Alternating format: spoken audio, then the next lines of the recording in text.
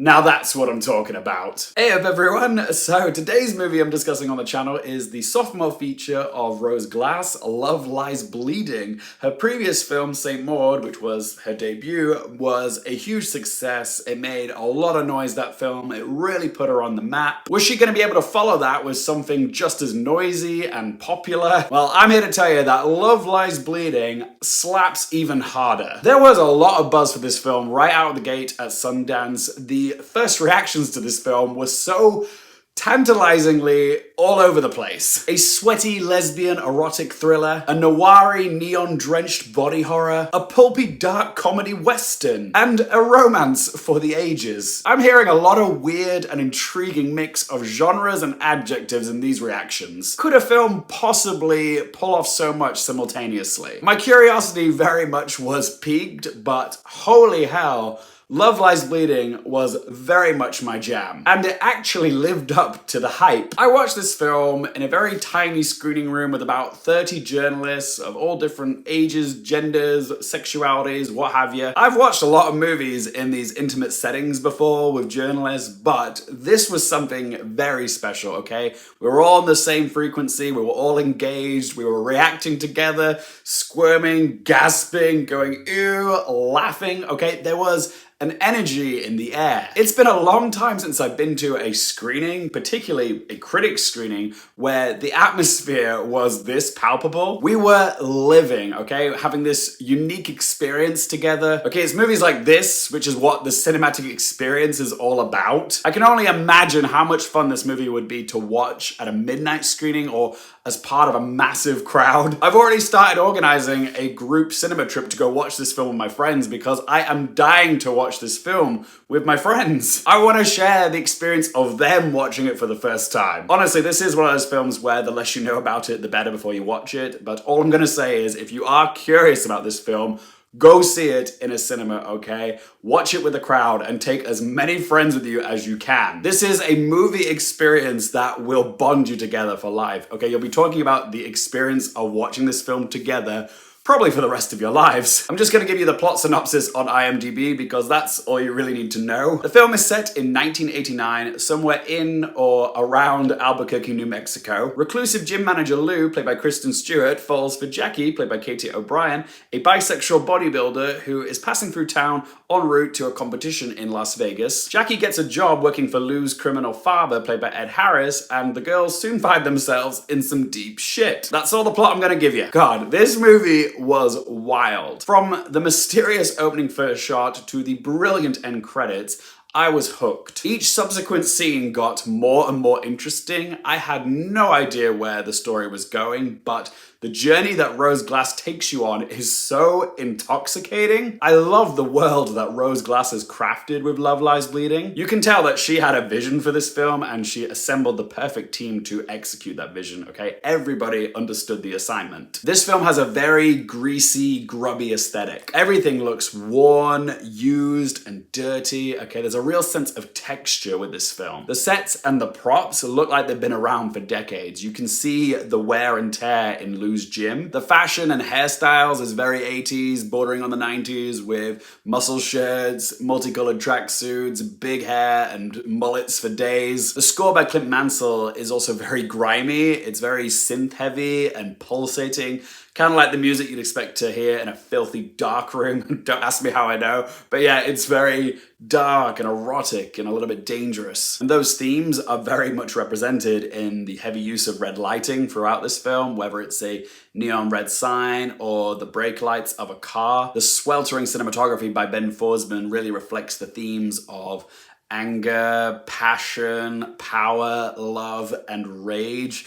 Rage, or more accurately, roid rage, I should say. That is a primary theme throughout this film. There's clearly some David Cronenberg influence going on here because Glass does explore the intersections of sex and the body. There's some pretty indelible imagery in this film which rides a very fine line between erotic and gnarly. When Jackie starts injecting steroids, you see her biceps swell up like a throbbing, veiny, erect dick. And when she reaches like boiling level of roid rage, she becomes like this ferocious She-Hulk. But yeah, the body horror in this movie was fantastic. The acting in this is stellar. Kristen Stewart and Katy O'Brien are magnetic together as Lou and Jackie. This film wouldn't work if you didn't believe the romance between Jackie and Lou, and despite all the chaos that's happening around them, I believed every second of it, okay? I felt the connection, they had a fiery chemistry, and every action that they took, I believed. I was converted to the Kristen Stewart fan train. I was never a big fan of the Twilight years, but I'm always in awe of her for taking on these weird and challenging roles. This is the first role that she took on after her Oscar-nominated performance in Pablo Larraín's Spencer, and it is another serve from Stewart. Some of my favorite moments of Kristen Stewart's performance in this film was just watching her reacting to stuff as it happened. Because despite the ridiculousness of what's happening on screen, she still manages to find a way to keep it very grounded, and that's very funny because she's like a straight man to the absurdity that we're witnessing. So yeah, kudos to Kristen Stewart. Katy O'Brien, I've not actually seen in anything before this, but oh my god, what a performance as Jackie. This is a real star-making breakout role. It's a very demanding part, not just physically, but it's a performance that required her to be all over the emotional spectrum. But yeah, Katy O'Brien is vulnerable, powerful, and has insatiable chemistry with Kristen Stewart, okay? Watch out for her. I also just want to give a shout out to Anna Barryshnikov, who plays this supporting character, Daisy. Every time that she was on screen, I could not take my eyes off her. She was a joy to watch. I would even go as far as saying that she was probably the MVP of this film for me. But yeah, the casting in this was just all around great, okay? Everyone in this shines, whether it's Dave Franco, Janne Malone, or Ed Harris. I'm trying to think of my negatives for this film, and the only thing that was a little bit of a head scratcher was something that happened in the very spoilerific ending of this film. I'm not gonna say what it is, but it is something that everybody's gonna want to talk about after they've seen this film. But my criticism is the nittiest of nitpicks, and it's to do with the clothes that Jackie is wearing in a particular moment. Let's call it the dramatic crescendo, you know, the moment where the dramatic tension swells to its peak. You'll know the moment when it happens, and all I'll say is, I don't get her clothes. How?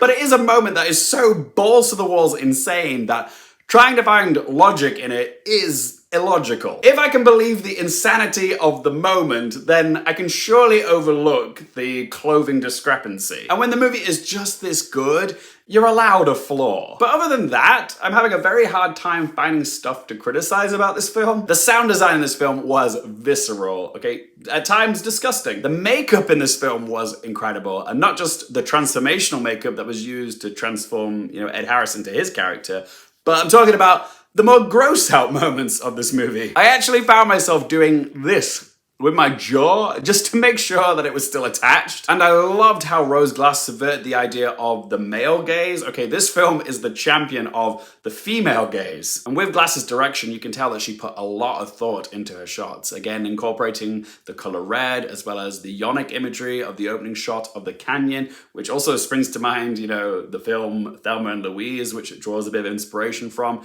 and their agency, their choice at the end of that film. She also puts a lot of emphasis on body fluids, whether it's sweat, blood, or other things. I'm genuinely in awe of Rose Glass's direction, like how she manages to make a genre blend of romance, thriller, neo-noir, western, horror, and dark comedy work. It's just, it shouldn't work, but somehow she pulls it off, okay? It takes a director of incredible skill to weave all that together and make it feel cohesive. Love Lies Bleeding proves that Rose Glass is one of the most exciting filmmakers working today, and I can't wait to see more of what she produces in the future. So let's ask them 3 questions. Firstly, would I watch it again? Yes, yes, yes. I've already started organizing a group trip to go see this again with my friends. Can't wait to see it again. I know it's only April, but this is definitely one of my favorite movies of 2024, and it is 100% gonna show up in my top 10 of 2024 vid. It's definitely an all-timer for me, okay? Expect to see it on the wall at some point. Question 2, do I recommend it for you guys?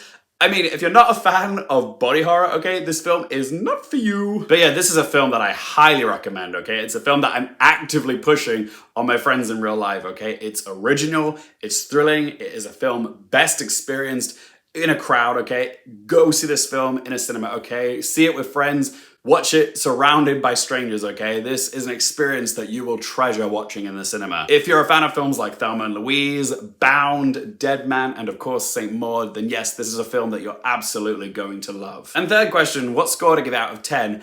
Besides me having a teeny tiny gripe with the finale, I loved watching every second of Love Lies Bleeding, okay? It's movies like this, which is why I love doing what I do, talking to strangers on the internet about movies that I love. And I'm so, so grateful that a movie as bonkers as Love Lies Bleeding even exists, and the fact that it's being celebrated for being so unique and so weird and out there it's just a joy to see happen. So for all of that, and even with one tiny flaw, I do think in my heart that Love Lies Bleeding is a 10 out of 10 for me. And I do think, minus those that don't like body horror, that this is a film that everybody should watch at least once before they die, okay? It is that good. As much as I would love to see Love Lies Bleeding get some Oscar nominations, okay, it's not gonna happen. It would be deserving in makeup, cinematography, editing, performances, but yeah, it's a genre film, and sadly, the Academy is just not gonna champion a movie like this. But yeah, if you guys have stayed all the way to the end of the video, thank you so much for watching. As always, if you want more movie, TV, and Oscars-related content, don't forget to click